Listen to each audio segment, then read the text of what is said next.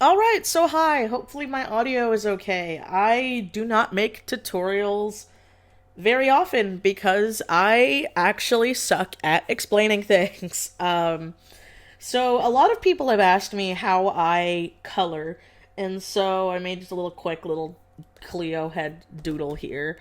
People have also asked how I line art, and I honestly have no idea how to describe that. Besides, I use SAI2 and my stabilizer at S7 for majority of my digital artwork, and I've recently gotten an iPad Pro with Procreate, and from what I know, Procreate doesn't have a stabilizer. Maybe it does, and I'm just dumb, but I use SAI2. I'm going to be using SAI2 for this example. And so, first of all, to start off, if you have light sensitivity, like I do, or you get eye strain very easily, like I do. A trick that I learned years ago that will help with just inking in general is do not, first of all, just get rid of this. Do not sketch on a pure white canvas. So there's a normal white layer underneath it, and then I have a creamy layer at 34%.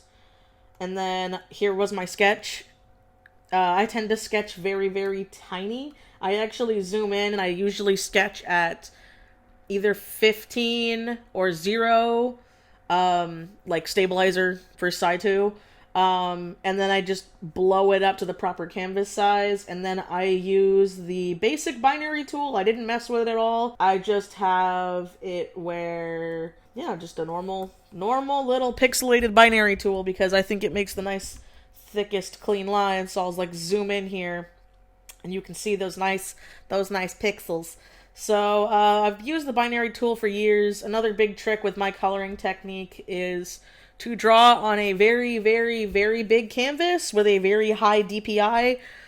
This current canvas should be, yeah, here we go. It is 4800 by 6600 at 600 DPI, or printing resolution, but it's pretty much DPI, you know. And that's just a basic 8.5 by 11 piece of paper. That's another thing, you know, a lot of people think that like 1000 by 1000 canvas is big. It's not. And so I've already inked it to show the example and just how I do it and the process of it. Something I've started recently, and I tend to cut out of my speed paints, but not always, is color blocking. Now, I used to never color block. I used to just do, I mean, I still technically do, but I used to just, because I do a lot of freelance commission work, you know, I used to just take the little select tool where I have it like at all similar color pixels, basic settings, you know, mix and match, and then I would go to the line art layer and I would just, there we go, and then just fill it in. And I still technically do that, but I color block now, and I'm going to explain what color blocking is in a minute. I just need to give myself a nice layer. So what I do here is take the selection tool, take the line art, because it's a thick, I like I said, and so this can be do with thin line art, but it's a lot harder than just doing it with thick line art. I also hotkeyed my what is it called? Yeah, my dilate section tool to my 1 key. So that way I can, you know, make it bigger or smaller. This is pretty much like modify or expand if you guys are using Photoshop. And I like to have it so that way there's no outer bleed. And then I just go to invert. And then I will usually just do a little boop so it's easier to just color. This is actually the same color as the base. So, and then I will make a layer or a folder. And then I will hit there's a little box in SAI2 that is a gray box with a white circle. Again, this is just SAI2. This is what I use. I don't know Clip Studio Paint. I'm sorry if you use Clip Studio Paint or Photoshop. This is how I color in SAI2, and that's what I know. And then I will make some extra layers, you know. Now, when you get used to coloring digitally, you're going to understand layers and working. It's obviously something that takes time to practice, but you need to think of your shape. This is actually a very simplified character because I wanted this to be an easy tutorial. Cleo is currently like my mascot. And so what you need to do is think of everything in sections, right? So here's like her little base that I got from Ink Monster on YouTube a long time ago. And as you can see, like, her hair and her skin are pretty much the same colors. It's a very limited color palette character. It's why I made the pink parts of her body be able to change color, just so it's a little something extra and more fun. So that'll be easy, but you still need to think in layers when it comes to working on things. So we're going to start off where I kept her eye layer transparent so it's easier for the selection tool. Again, it's just easier this way. And so we're going to have the hair layer be on top. I've seen people do the skin layer on top.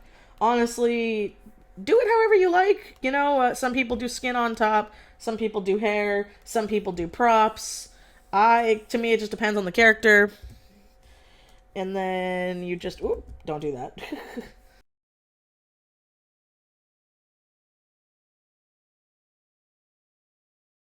All right, so everything is now selected, and we're going to pick a random color for the color blocking. I tend to use a color opposite of whatever the background color is.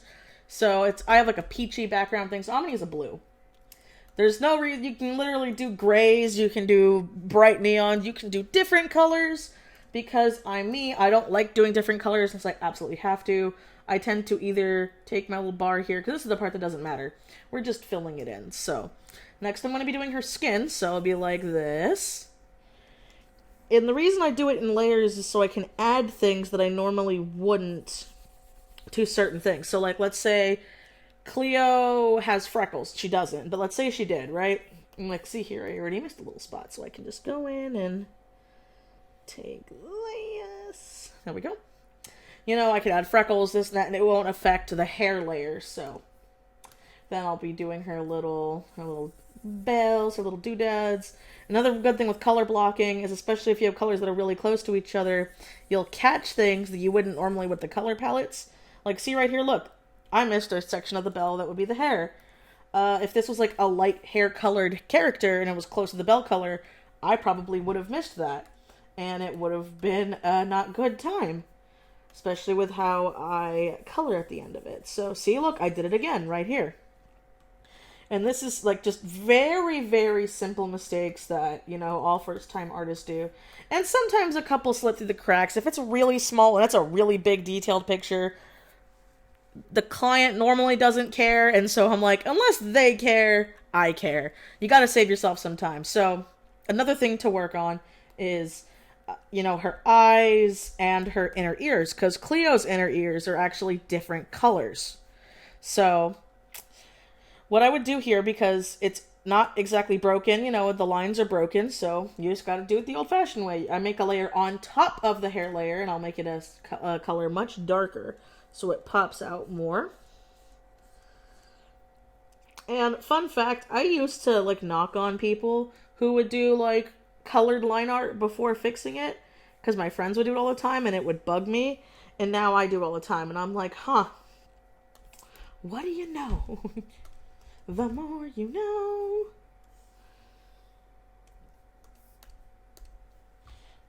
And so, you just gotta take your little pen tool, or your select tool if you want.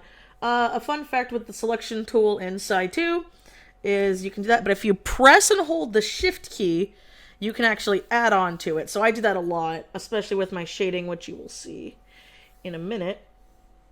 It's outside of the locked folder, so this isn't gonna affect the picture in any way, so. Alright. There we go. That's all colored, and then we'll just do her eyes.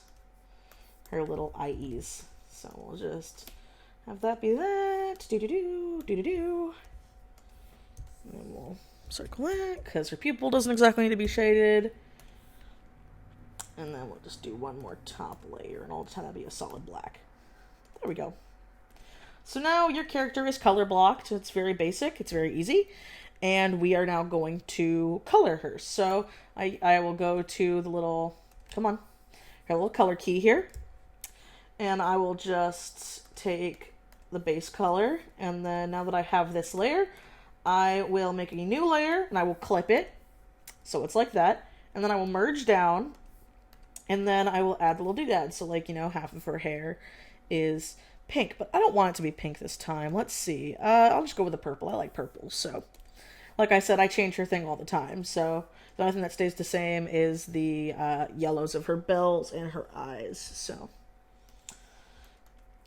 just do it this way. And then, you know, another trick with coloring that I've learned, especially with like characters that have hair, is if you color your hair a lot, like I do, you'll notice that a couple of stray things come out when you have colored hair. You know, you're never going to get it perfect. So I like to try to represent that in characters the best I can. So that way it's something that people can look at. And then boop, boop, boop, boop. Right there. Very easy. And then I already said before, I know that her skin is the same as her hair. So I will do that for the skin layer, which should be this one. Bada boop. Now, another thing too, if you notice with Cleo's base, is her upper eye is actually a slightly darker shade. So this is a perfect example of what I was talking about by blocking it. So now that I've color blocked it, it won't go into the hair shade. So I could have that extra little dark part for her eyelid. It's actually a pretty big eyelid. But you can do it without hurting the bottom, the top hair layer by accidentally having it, you know, in this area. So there we go. That's all done. And now we're just gonna do the rest. So there we go. All nice and color flatted. Now we're gonna get to the actual coloring part. So, and by that I mean shading, because technically the flats are done. They're pretty much done. So now what I do is I will close off the flats layer, and I will make a new layer on top. I will now get rid of the color so I'm not distracted by it, and I will pick a light source. My default light source is usually right up here, just because it's easier to do. Sometimes I will draw out a little light source here, sometimes I won't. It all depends, and it also just takes time. As long as you remember that's your light source layer, don't mess with it. So this is another one where colors don't matter for this point because we're going to be changing it later. So I'm just gonna use like a weird red. All right. And then now that I have my light source picked, I will take my lasso tool and I will just pick where the shading goes. This is a chibi-fied character, so the shading isn't going to be too detailed, but it'll be enough to show what I'm talking about. So if you've seen the rest of my speed paints, you know that this comes from here. And I'm sorry, I can't give anybody advice on how I pick my shades and how I do things like this, because honestly, I just do stuff that I'm like, does that look good? Does that look decent? Okay.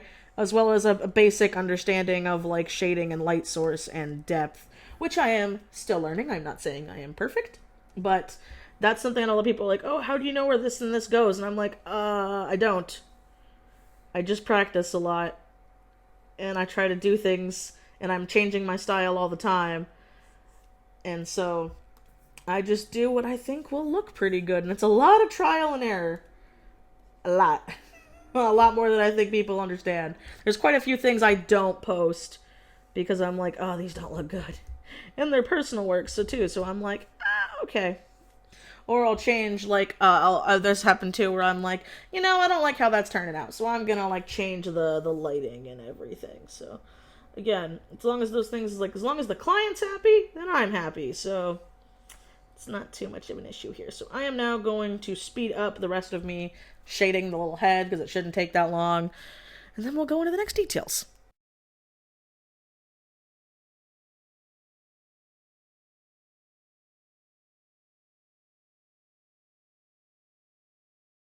Alright, so now a thing I'm going to do is I'm going to add some extra details that I couldn't with my normal little select shade. So like I want to add a little bit more to the hair, but it's too much work to just do it all the way because again, I like saving time and making things look good. So I tend to just go through a couple things that are easier this way and getting rid of the selections to it. So that way it saves me some time because honestly, if you do this as much as I do, you got to think of a lot of ways to make yourself work, you know, smarter, not harder. Because if you take your time with every single little thing and people aren't willing to pay for that time, which I hate to say they really are, you need to think of ways that make things still look good, like to your standards. Obviously, if you don't like it, don't sell it in my book. But so that way you can get a couple of good things out here and you're saving time, so you're also saving stress and you're saving yourself some money. So These are just little doodads because the bells are little shiny things. I like adding little extra things to like sparklies and shinies and things like that, as well as just like taking the basic pen tool and sometimes, just going through when I can't use the lasso tool to like just fix up a couple things. Make things look a little more like nice, especially for like hair, because I'm always a big hair person. I love drawing hair. So like here's something I'll fix right now. Don't really like how that looks because the light's coming from that direction. Trying to show some depth in her hair, in her ears. So there's that. We got the basic shading done now. And so what you will do next is, I'll go through, and I tend to do this. You'll see it in my speed paints in my videos where I'll go through and I'll just like tweak a couple things here and there. But I do that mostly just so, again, it looks aesthetically good to me. This is also something that just, again, takes practice. I know that sounds really annoying at this point, but it's true. So now what we're going to do, this is actually a pretty good color. It's a very good, like, middle tone. You never usually want to go, like, full bright and full gray unless that's, like, the mood of the piece you're going for. But I like colors, so I will shoot for, like, a pinky, purpley, usually, like right around here. I just eyeball it. I don't really hotkey it. And then you will clip. And then what I will do is I will take it, this is like a purpley-ish red, so I'm going to go towards the blue spectrum, and now I'm going to do a multiply layer. And I'm not going to do it attached to the shading layer. I'm going to have it, we'll say, again, it varies piece to piece, probably around 30-ish%. And then I'll go through and now I add extra shadows.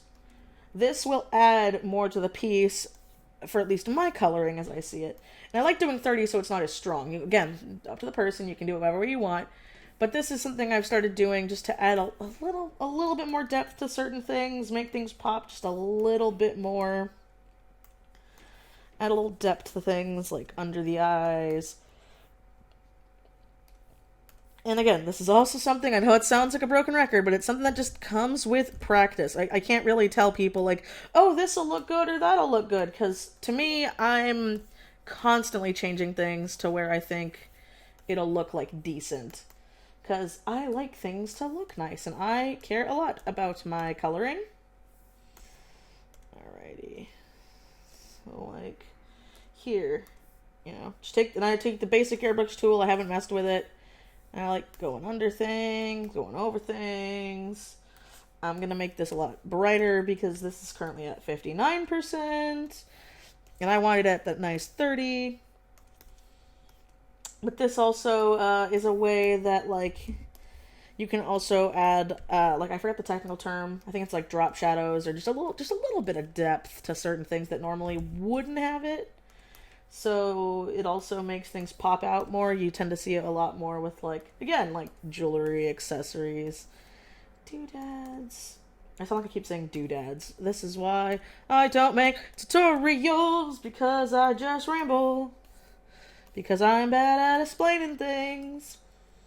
I'm going to get back to like that 35. And we're going to merge down. We're going to put back our colors. And then we are going to now fix the line art. So this is something I've learned.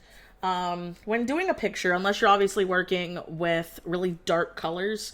Fun fact, another thing people might be asking, like, oh, what is it that you like doing? Like, how do you pick your color palettes? How do you do this and that? I look up color palettes and aesthetics because I am a goth person. I love goth aesthetic. And if I was left to my own devices, and you can see a lot in my old artwork, and I dropped my pen... There it is.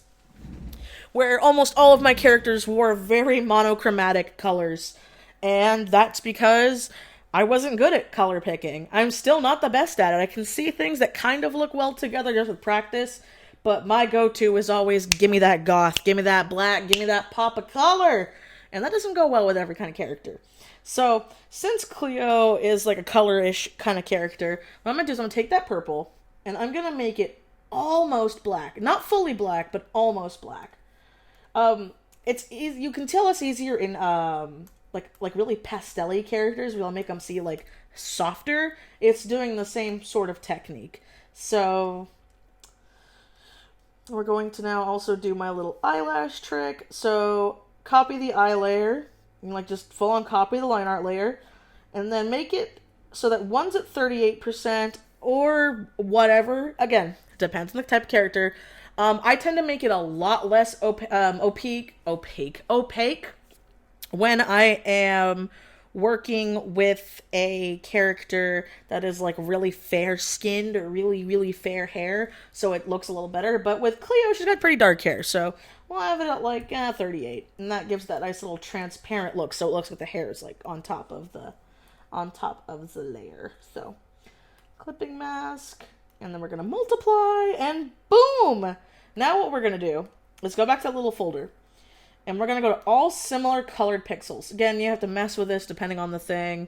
But this will then select, as long as you have it selected on the folder, not like the specific layer, it'll now grab the pixels for that. And then you will go to Filter, Hue and Saturation. And this is where I just literally mess around until I think things look good. So this part's a little like that. And my Discord's going crazy. Again, Cleo's a very simplified character, and if you're doing like a mood picture, you want to change things, but this way... No, come on. Come on. You can just mess with things until it looks right. Rule of thumb, though, if you are working on a picture or a piece that's like got mood lighting, you don't want to stray too far from that mood lighting. When you're just doing a character kind of just standing there, kind of like this, where it's just, you know, a little chibi floating head, you're given a lot more freedom to just kind of mess around and make things bright colors. And I keep making new layers, and that's not what I want. So we're gonna just... There we go. Nice little pop. And boom, you now have a colored character. As for the highlights and little doodads, I just do an overlay, and I just do some squiggles that I think look good. Again, no real rhyme or reason. I just kind of have messed with this for a long time, and I just try to have things look where I think will be good. And boom, you have now colored the Michi way. I also tend to color my line art sometimes. If you want to do that, all you have to do is just lock your line art layer, which I will show you once I finish doing the last little bits I highlighted doodads. That's a little strong, so we'll make it a little that. And then, you know, just look up a little shines to the little bells here. So it'll look a little extra. Give people that extra sparkle, and then we'll have one in your eye, Cleo. And then to do the next one, all you do is make a new clipping layer above your past one. I like to go to the shading color and then go a little bit less, so it's still not as dark as the base layer. And then just going over it. And if your colors are pretty dark, take like a red and then do that. And that way you'll be able to like see the lines better. And then when you are all set and you have all your colors picked for what you like, all you gotta do is press the locking layer, which is this little box that looks like a checkerboard pattern, and then just color it in. Boom, you have now colored the Michi way. So I hope that tutorial helps. I'm going to be editing down this, obviously, so it's not as complex. But I hope that helps, and my Discord beeping stops. And, yep, hope that helped you guys. As always, I will. See you next time. Bye.